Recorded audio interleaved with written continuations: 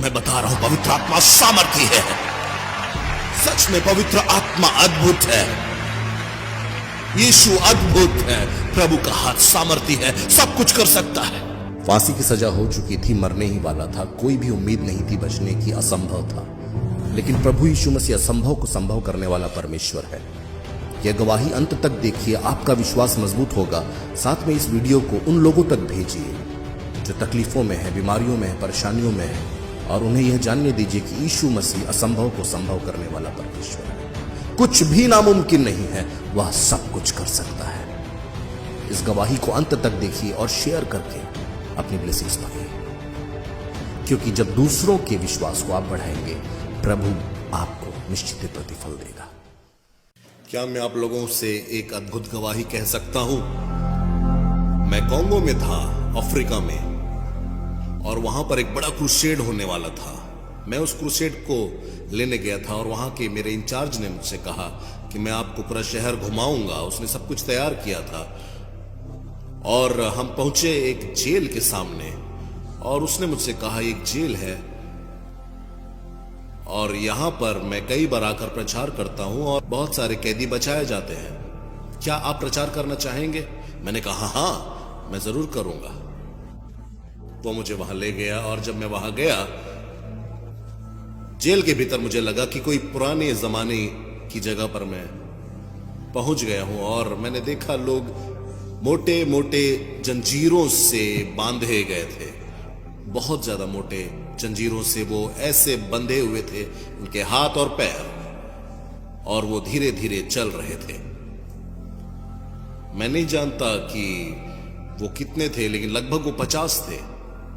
मैंने कहा कि अपने साथी से कहा कि ये कौन है ये लोग? उसने कहा कि ये लोग मौत की सजा पाए हुए लोग हैं और ये लोग कुछ ही दिनों में फांसी की सजा पाने वाले हैं और बस इंतजार कर रहे हैं अपनी मौत का।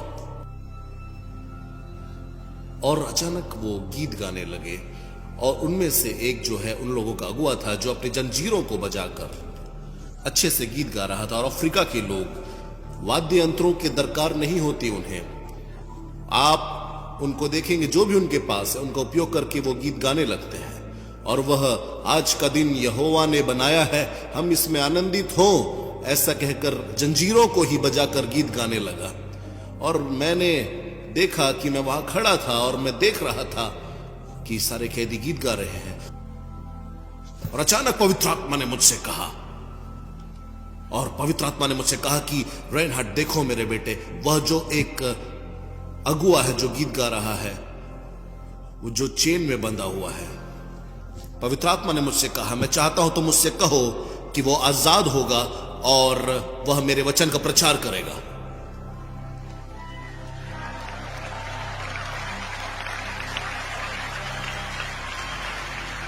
मैंने कहा पवित्र आत्मा से, प्रभु क्या आप एक बार और कह सकते हैं?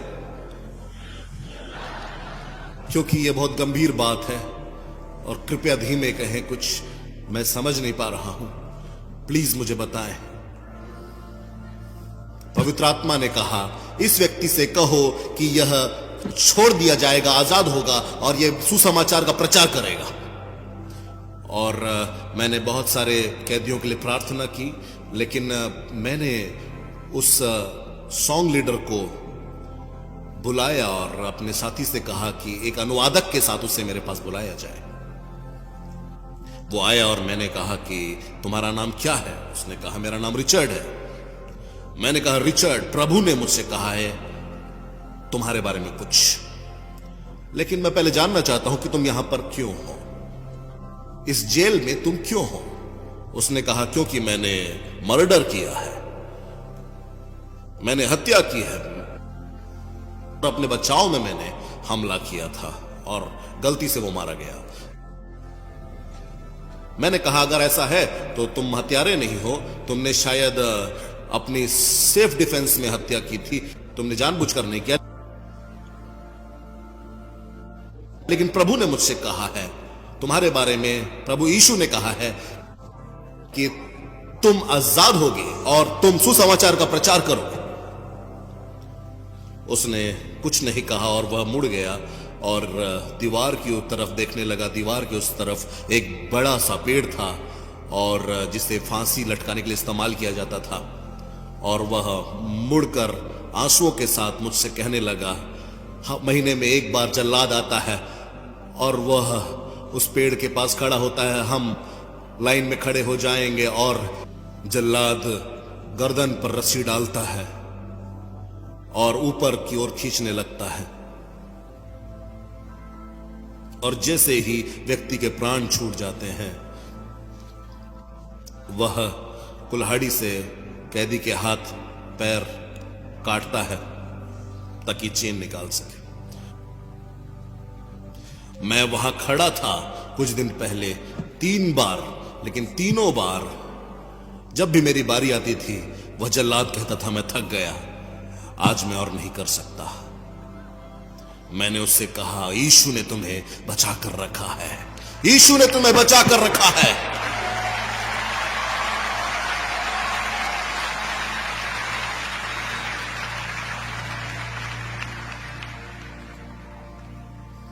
मैं उस जेल को छोड़कर गया और मैंने प्रार्थना की जाकर कमरे में। मैंने प्रभु से प्रार्थना की। क्रूसेड बहुत अद्भुत रहा। सारा क्षेत्र परमेश्वर की सामर्थ से हिल गया था। अद्भुत चिन्ह और चमत्कार प्रकट हुए वहां पर। लेकिन जब मैं आखिरी दिन वहां ठहरा हुआ था, मैंने अपने साथी को फोन किया और मैंने कहा कि मैं इस स्थान के गवर्नर से मिलना चाहता हूं। मेरे यहां से जाने से पहले मैं गवर्नर से मिलना चाहता हूं। उसने अपॉइंटमेंट लिया।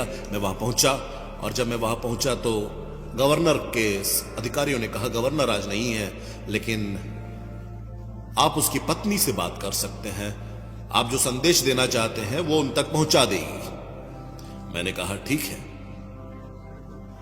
और वो आई। मैडम, मैंने उनसे कहा,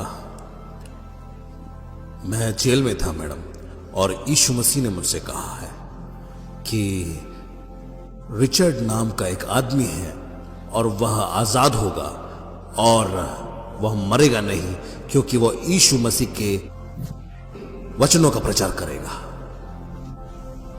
उसने कहा कि नहीं, ऐसा तो आज तक नहीं हुआ, मैं ऐसा नहीं जानती, लेकिन मेरा पति ऐसा उसने आज तक नहीं बताया मुझे, लेकिन मैं उसे जरूर बताऊंगी।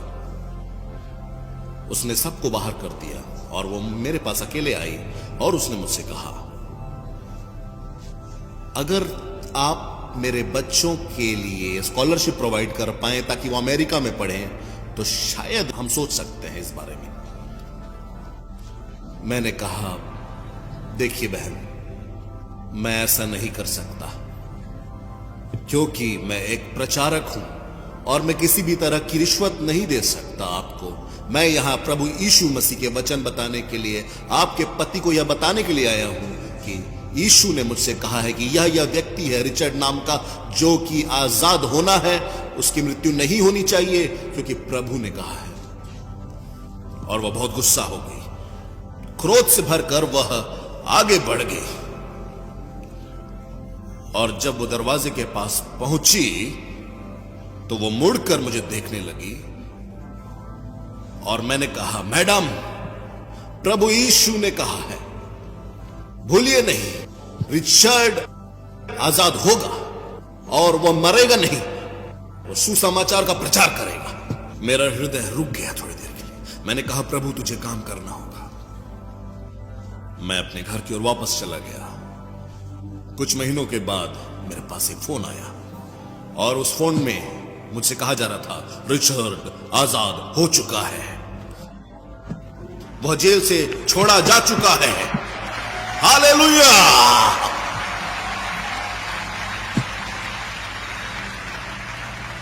और रिचर्ड ने कहा कि वो बाइबल कॉलेज जाना चाहता है प्रभु के वचनों का अध्ययन करने के लिए। मैंने कहा कि मैं उसका खर्चा उठाऊंगा।